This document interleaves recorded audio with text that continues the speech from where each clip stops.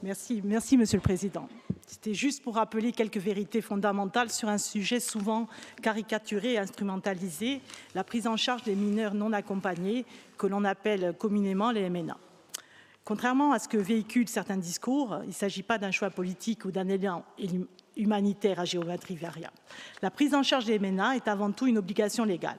Elle est encadrée par la circulaire Taubira du 31 mai 2013, qui est toujours en vigueur, mais aussi par les tests relatifs à la protection de l'enfance, notamment la Convention internationale relative aux droits de l'enfant, adoptée par l'Assemblée générale des Nations unies le 20 novembre 1989. Ces jeunes, souvent livrés à eux-mêmes, sont avant tout des enfants en danger. C'est en tant que tels qu'ils doivent être protégés, et cela sans céder à la pression de discours qui cherchent à opposer la solidarité à la sécurité ou à la compassion à la responsabilité. Depuis la loi NOTRe et la fusion des collectivités, nous sommes chefs de file de la protection de l'enfance et nous sommes par conséquent tenus d'assurer leur accueil, leur évaluation, leur mise à l'abri et leur accompagnement. C'est une obligation réglementaire, mais aussi un devoir d'humanité. Il ne s'agit pas de nier les difficultés ni les tensions réelles que cette mission fait peser sur nos services et nos finances, mais il s'agit d'y répondre avec rigueur, méthode et surtout avec dignité.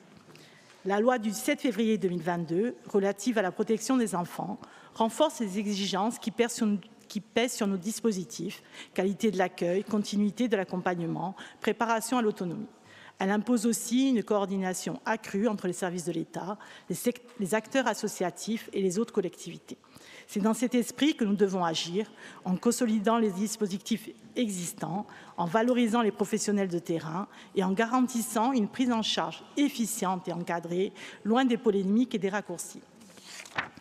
Nous assumons pleinement nos responsabilités, nous les assumons avec sérieux, avec humanité et dans le respect du droit. Et nous les assumons malgré les critiques souvent démagogiques portées par les extrêmes qui cherchent à diviser, à opposer les publics, à caricaturer l'action. Mais ce que nous ne pouvons plus accepter, c'est que l'État, garant de l'intérêt général, se décharge toujours un peu plus sans assumer les moyens. A ringraziamo.